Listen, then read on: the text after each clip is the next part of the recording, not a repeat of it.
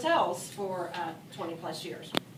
So I decided, after being in the corporate world for 20 plus years and being done with owners that own hotels and dealing with their madness and hectic world, I was done. I was like, you know what? There's more to life than what I'm doing today.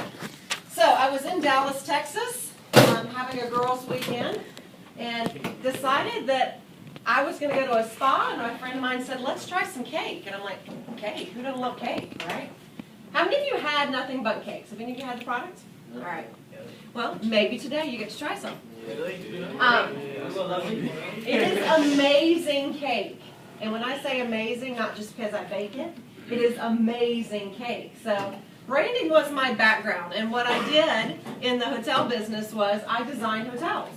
So I designed carpet and furniture and decor. I did GM training, which is general manager training. I did director of sales training. So I did a little bit of everything in the hotels, and I was in charge of the Americas region and Europe, Middle East, Africa.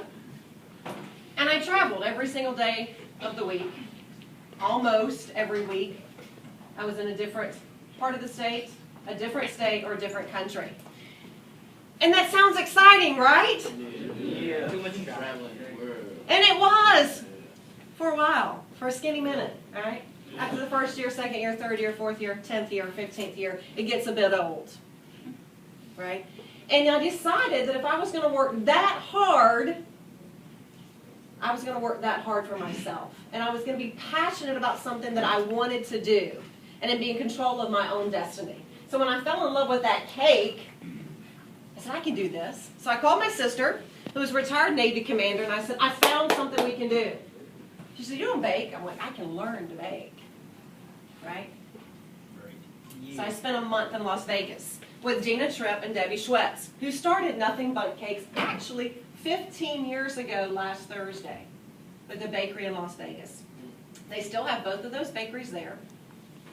And when I first started looking at Nothing Bundt Cakes, it was a franchise, and there were 18 bakeries. Today, we have almost 100 bakeries across the U.S. So, there are days that it is fantastic. I have awesome, awesome days. And then there's days that I do every single job in the bakery. I go in, I open it up, I do my howdy rounds, I see my team, and then somebody's not feeling well, and they can't show up for work. And that means I get to wash dishes. Yay! And we don't have like a dishwasher like you have at home. This is your dishwasher. And we're talking hundreds of Bundt pans. Hundreds of Bundt pans. And then, oh, guess what? We got a large order in and we need help in frosting. Yay! Guess who gets to go help in frosting? Oh, and by the way, we need to make 2 batches of frosting tonight. Guess who gets to make frosting? Oh, guess what? We need help in baking because we need pumpkin spice today. Guess who gets to go help in baking? So at that point of that day, I've done every job in the bakery because I did deliveries earlier in the day because I need to go drive the Buntmobile because my team doesn't like to drive the Buntmobile, right? But even on my worst day in the bakery, it's better than my best day in the corporate world. Why? Why do you think? Doing it for yourself. Doing it for myself. I'm in control of my own destiny, right?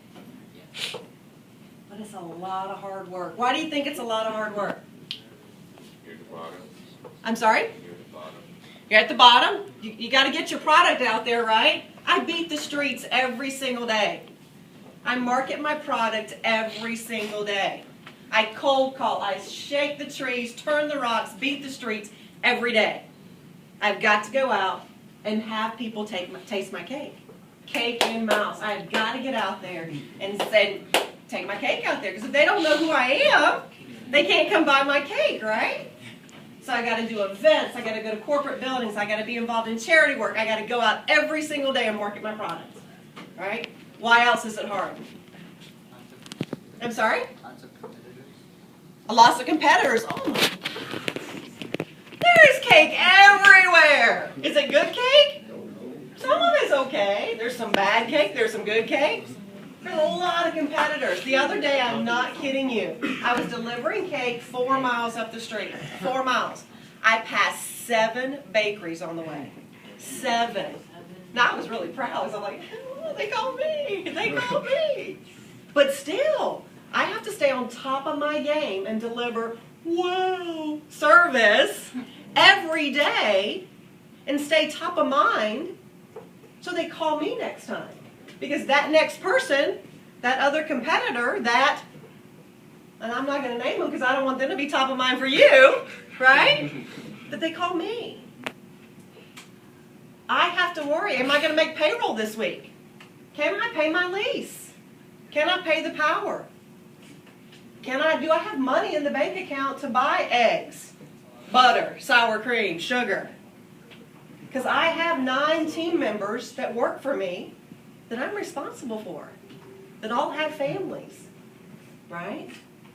I got to pimp a lot of cake to cover all those bills, right? Right? It's a stressful part to that. How many of you have jobs now? Right. So think about how committed you are to that job. Have you ever just thought, I'm not going to go in today. Yeah, I got something I want to do, or I don't feel so good. Ever happen? Yeah. What happens when you don't go in? Who does your job? Somebody else got to do it, right? You know? If you're an entrepreneur, you can't do that. There is no, I don't feel good. Some days, some weeks, I work 14 days straight. Because an event comes up, or I need to go volunteer somewhere, because that to me is brand awareness. I got to get my brand out there. You can't do that. I woke up this morning and felt like crap. My head was pounding. I didn't feel good, but you know what? It was like, I got to get up. I got to go to work. I got to open the bakery. And guess what? I'll close the bakery tonight. I'm going to bring some cake with me. It's hard work. But in the end, you have satisfaction from it, right? Because you did it and you owned it. What questions do you have about starting your own business? Or about being an entrepreneur? Yes? How much money did you have to you said it was already a franchise? It is a franchise, yes. So do you have your own franchise? Or? Yes, so this one locally is mine and my sister's. It is our franchise. We own it. How much does it cost? I can't disclose franchise fees. However, you can look on the website, and it does have dollar amounts. We sign a document that says I can't give you what our amounts are. But if you go onto the website and look at franchising, it gives you what you have to have in the bank, what you have to have for liquid assets, and what the franchising fee is. But we are not allowed to disclose what we had to put up. Yes? Like, what are the first steps to start? You know, the government actually has, on small business, has some great tools that you can log on to on small businesses. We actually took out a small business loan so that we wouldn't liquidate all of our assets that we had for operating capital and to buy our large equipment. And they have documents on the website that actually has, you know, questions and how to do a business plan and things like that. That's what I recommend you look at, because you don't know what you don't know, right? So going to the small business part of the government website, looking there, because it helps you kind of start out, you know, what is it I want to do? How much money do I need to have? And what you think you need to have, always have more. Right? Because everything costs a little bit more than you think. Construction always runs into hiccups, right? Nothing ever happens what you think it's going to happen. The city always costs you a little bit more than you think with permitting. You always have construction delays. No matter if you're building a bakery or you're building a hotel. And operating capital always costs you more than you think. So when you think you need X, always go with Y. Yes? Were you ever scared that your business was going to fail? I'm still scared it's going to fail. Every day. And if anybody tells you that they're not scared, it's a front. They're telling you a lie. Most small businesses fail within the first 5 years. Right? Most fail. The larger majority fail within the first year. So if you make it the first year, you celebrate, right? I'm still injecting cash, right? Most small businesses will in the first year to 2 years. So you need to make sure that you have some money in your back pocket or a source to go get money from, right? Our larger percent of our business comes from the holidays, so we're getting to gear up into just high madness right now. With Thanksgiving and Christmas, I mean, just utter madness that you've never seen in our business. But yeah, you fight tooth and nail for every piece of business that you get. And yeah, because you have other people that you're responsible for. I don't have kids, my sister does. So you worry that it's not just your money, but it's also people that work for you.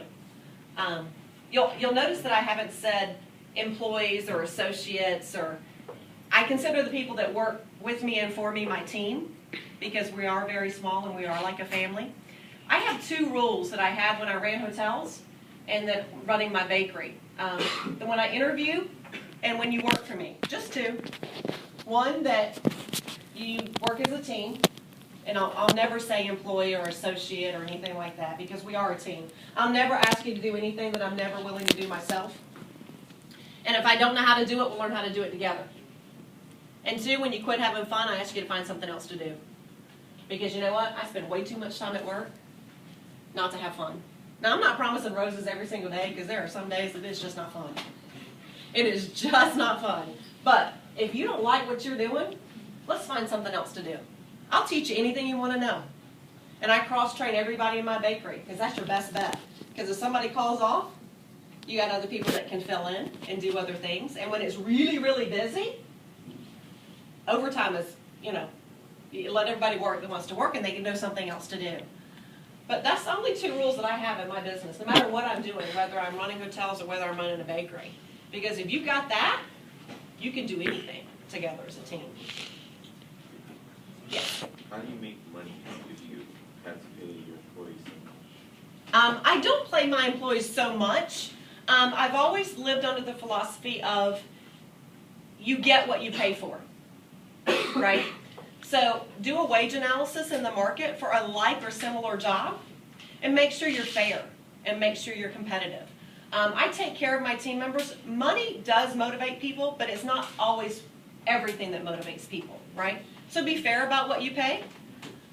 Bonus if you can. And then I always take care of my team, right? So when we're really, really busy, I feed them. Food motivates people, always, right? So there's other things. I have a questionnaire that I have my team fill out when they first start that asks lots of questions like, what's your favorite food? What do you like to do on your off time? What's your favorite color? What's your favorite music? What's your favorite alcohol? Those types of things.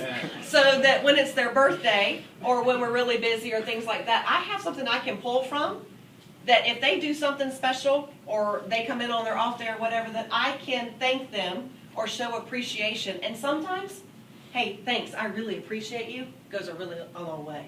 So I don't underpay, but I also pay fair and competitive, but you don't also have to pay this much different in your marketplace either. Yeah. What's your, can you hire me? Can I hire you? In the state of Georgia, it depends on what your age is. I typically stay at 17 and above. Sorry. Yes. What expectations do you set for your team? What expectations? My expectation first and foremost is if that cake isn't something you'd serve to your mother or your grandmother, it doesn't leave my door.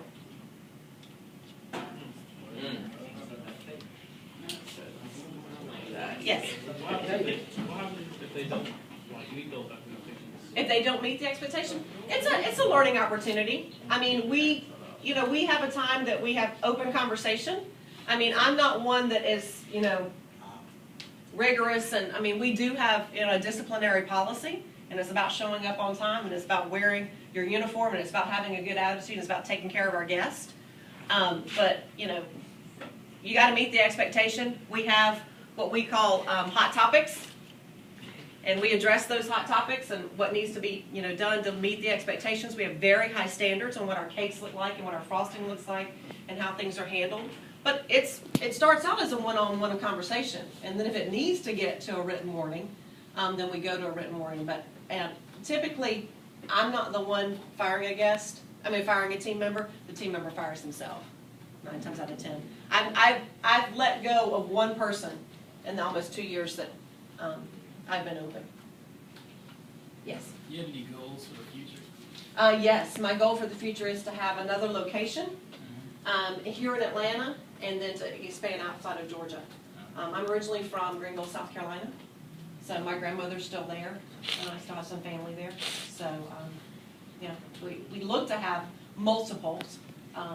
Immediate goal is to have another location here in Georgia. My sister is my partner, but she doesn't live here right now. She lives in the Mojave Desert, so it would be nice if she'd get to Atlanta so she could help me. But she comes during the holidays, so once she moves here, we'll start our second location.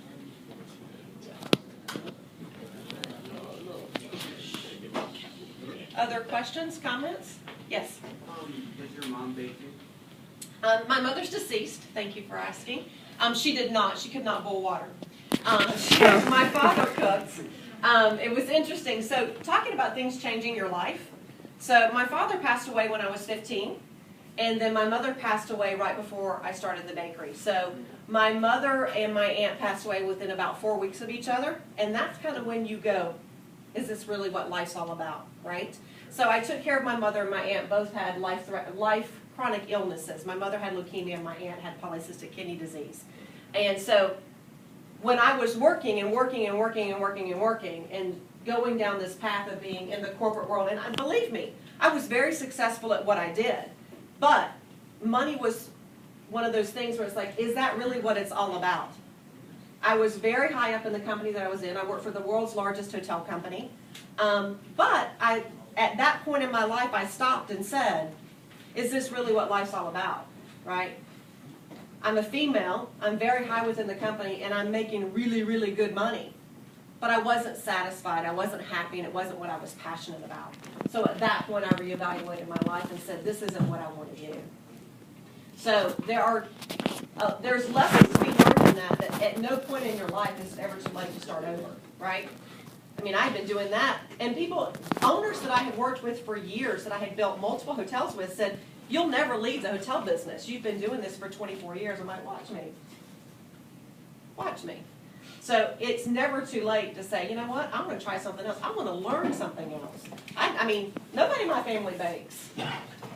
But you can always learn something new. You can always go back to school. You can always learn something new. Yes?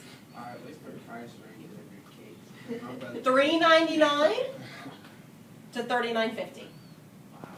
So 4 sizes, 10 flavors, something at every price point, and a flavor for anybody. The 10th flavor rotates every 2 months. This month and next month, it's pumpkin spice. It's amazing. And then December is gingerbread. Yes? I can't hear you, I'm sorry. I can't disclose that amount because of but there are opportunities to make lots of money, or I would have never left the business I was in. Yes. I have favorite flavors by time of day. I eat cake every day. And people go, what? But I do. I actually lost 30 pounds, and I still eat. I know, right? It's called manual labor. 50-pound bags of sugar, 30 pounds of cream cheese, and I don't sit, right? I sat in the corporate world, and I don't sit anymore. I sit when I deliver, and I sit on my drive home. That's about it. So, yes. Do you miss sitting? Do I miss sitting? No. I don't. It allows me to eat cake every day. What are you talking about? Oh, no, I don't miss sitting. That's right. That's right. I get my exercise from being out there marketing and baking. Absolutely. Yes. Well, personal experience, what skills do you have? Who else to be successful? Find something you're passionate about. Dedication. Be dedicated to it. And be willing to work hard. I mean, it's definitely about hard work. And the nice thing about this is it's enabled me to get involved in charities. And not only has it been good for my business, but it's just good for the soul, right? So I'm able to go out there and get involved with Cure Childhood Cancer, to get involved with the local hospice houses here in town. We do a lot of work with Atlanta foster children. So, you know, it's really good because cake typically, 99% of the time, makes people happy. It's for happy occasions, it's for birthdays, it's for weddings and bar mitzvahs and things like that. But we are also able to be there for charity events as well. So find something that really drives you and motivates you, but be willing to work hard at it. It's something you're passionate about. Because if you're not passionate about it, you're not going to want to work hard for it. Yes? Straight up Roswell Road on the left-hand side. Do you know where Lowe's, Jason's Deli, and the Flying Biscuit is? Yeah, I know. So just straight up. If you go out of your parking lot here, make a left, go up about 2 miles on the left-hand side. Aye. I'll be back. All right. Any other questions? Any other questions? Well, I did bring some cake today. However, I didn't know y'all were combining classes, so I know. This guy's At this point, Mr. Patterson's class is going back to our room. But here's what we'll do. Here's what we'll do. I have Buntinis. I have 3 dozen Buntinis, and then I also have 30-something coupons. So we can split it that way. So if you get a Buntini, you don't get a coupon. How about that? That sounds good. We'll do this. Pause. Mr. Patterson's class, grab your blue chair, come back to my room. We'll tell everyone On a Bundt team. exactly what the Buntini tastes like.